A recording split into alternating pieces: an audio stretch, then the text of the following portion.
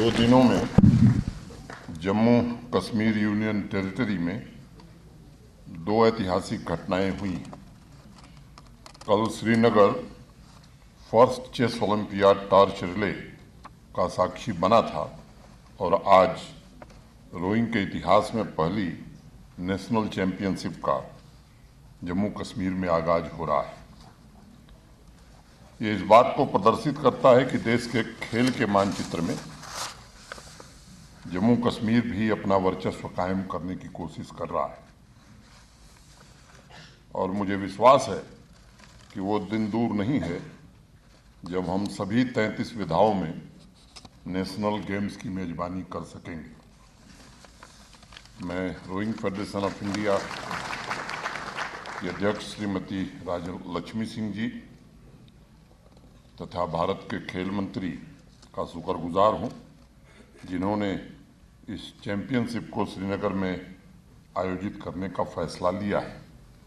मुझे विश्वास है कि जम्मू कश्मीर की मेहमान नवाजी, यहाँ के खेलों की विरासत, संस्कृति और इस डल झील का शांत स्थिर पानी बहुत से एथलीट को रोइंग चैंपियन बनते हुए देखेगा।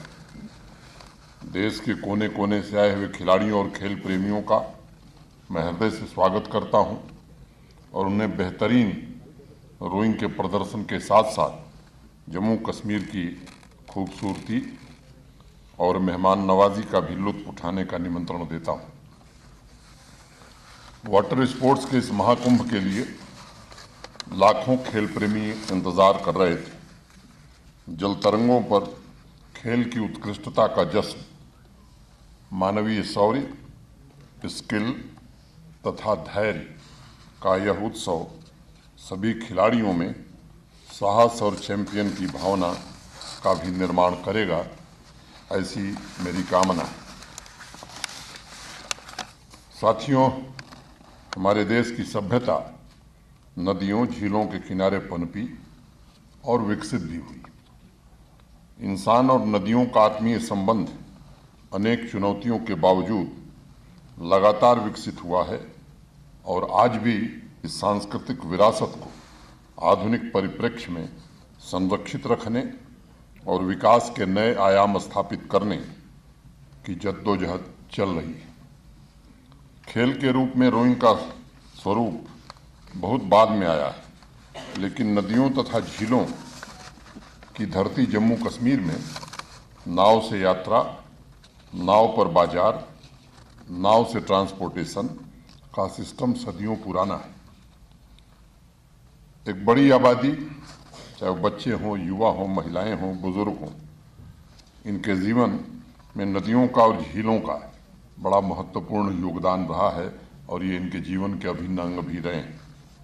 हाथ में पतवार लिए छोटी सी नाव पर सब्जियां और फूल ले जाते हुए चित्र जम्मू कश्मीर तथा भारत के लिए बहुत ही सामान्य बात रही है। जीवन का अभिन्न अंग होने के बावजूद जब नौका दौड़ के आधुनिक स्वरूप रोइंग तथा उसमें भी स्कलिंग तथा स्वीप रोइंग की प्रतिस्पर्धा शुरू हुई तो किन्हीं कारणों से हम बहुत पीछे रह गए।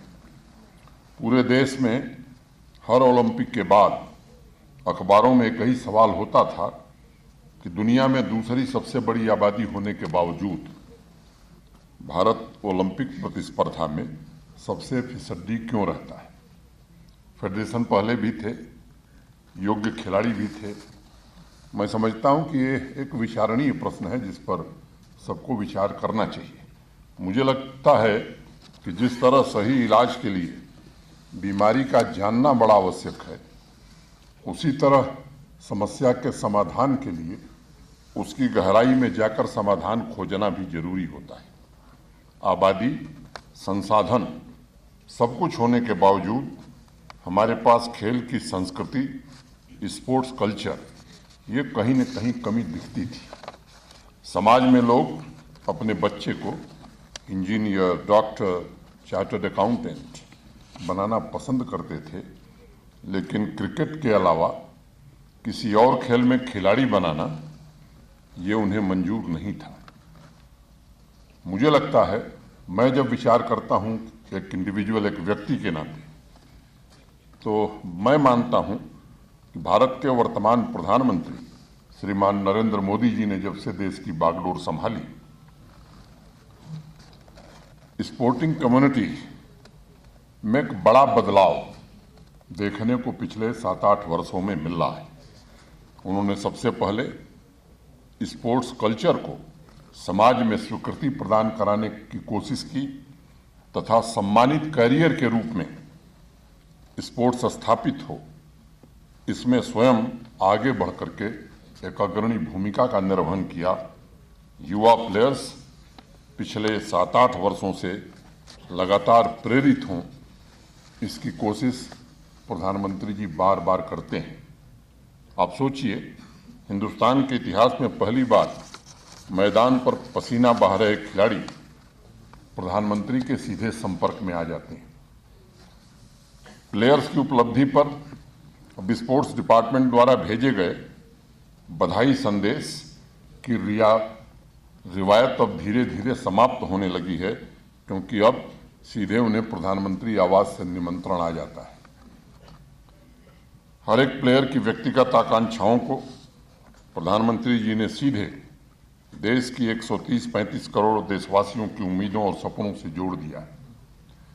इसलिए पूरे जोश और जज्बे के साथ हमारे प्लेयर्स एक के बाद एक नया इतिहास रचने लगे, और मैं मानता हूं कि सही मायने में भारत के स्वर्णिम स्पोर्टिंग युग की शुरुआत अब हो रही है। लंबी यात्रा हमें करनी, अभी तो सफर शुरू हुआ है। मित्रों, मैं बहुत आशावादी हूं। मैदान के प्लेयर्स की तरह चुनौतियों, कठिनाइयों से जूझना मेरी भी फितरत है। अगस्त 2020 में मैं जम्मू आया था। अपार संभावनाओं और टैलेंट की खान के बावजूद स्पोर्ट्स सेक्टर में अनेक प्रकार की चुनौतियां थीं। यहाँ का युवा देश के लिए कुछ कर गुजरने को लालायित था, लेकिन कहीं न कहीं साधन और संसाधन उसे नहीं मिल पा रहे थे। ब्लॉक, जिला, डिविजन्स में खेल की संस्थाएं बनी थीं, खिलाड़ी उतनी मात्रा में मौजूद नहीं थे। पंचायतों, गांवों में जाने के बाद युवाओं की अपार संभावनाओं का दर्शन हुआ। असीमित ऊर्जा को दिशा देने की व्यवस्था नहीं थी। एक बात मैं कहना चाहूँगा, देश भर के लोग यहाँ हैं, उत्तर प्रदेश से भी लोग आए हैं। देश का सबसे बड़ा राज्य है उत्तर प्रदेश, और मैं ये बात जोर दे करके कह रहा हूँ कि स्पोर्ट्स का बजट हमारा उत्तर प्रदेश से ज़्यादा है। दूसरी बात, महाराष्ट्र देश का विकसित राज्य है। जो लोग महाराष्ट्र के बजट का अध्ययन किए होंगे, वहाँ एजुकेशन और स्पोर्ट्स मिला करके एक बजट होता है। अगर हम जम्मू कश्मीर के स्पोर्ट्स और एजुकेशन के बजट को मिला दें तो महज 47 करोड़ रुपए हमारा बजट कम है महाराष्ट्र से, जबकि हमसे आबादी महाराष्ट्र की 3 गुने 4 गुना से ज़्यादा है।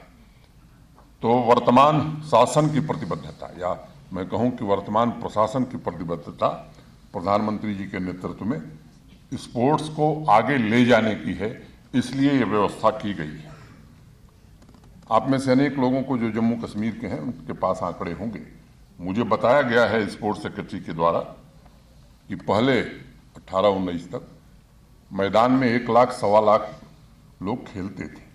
पिछले साल जम्मू कश्मीर ने नया रिकॉर्ड बनाया, 17 लाख से ज़्यादा नौजवान कोविड के बावजूद मैदान पर पसीना बहाने में सफल हुए।